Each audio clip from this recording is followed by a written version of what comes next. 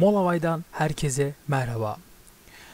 After Effects ile green screen nasıl silinir onu göstereceğim.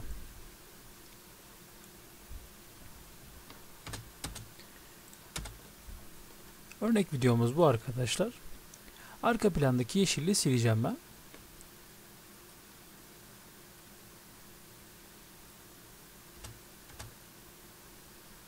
Evet. Şimdi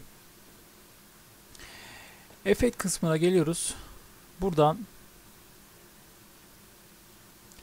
Keyling'e bir defa tıklıyoruz ve burada Keyling 1.2 seçeneği var. Onu açıyoruz. Açtıktan sonra sol tarafta bir panel çıkacak. Çıkan panelde şurada bir damla işareti var. İlk önce nesnemizi görelim şurada. Evet. Screen Color'ın yanında bir damla işareti var.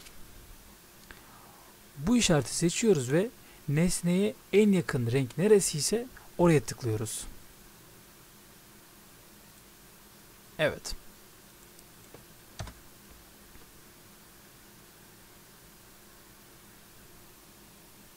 Gördüğünüz gibi. Şimdi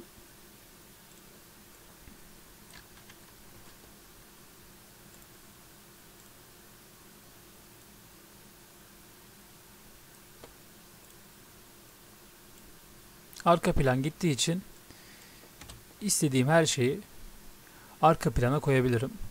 Şöyle gördüğünüz gibi.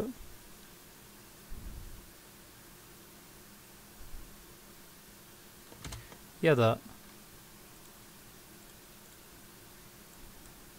şöyle, bu size kalmış bir şey. Düzgün bir şekilde sildikten sonra arka plana isterseniz fotoğraf, isterseniz yazı, isterseniz videonuzu yerleştirebilirsiniz.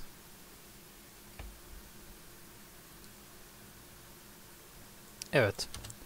Videomuz bu kadardı. Kendinize iyi bakın. Hoşça kalın.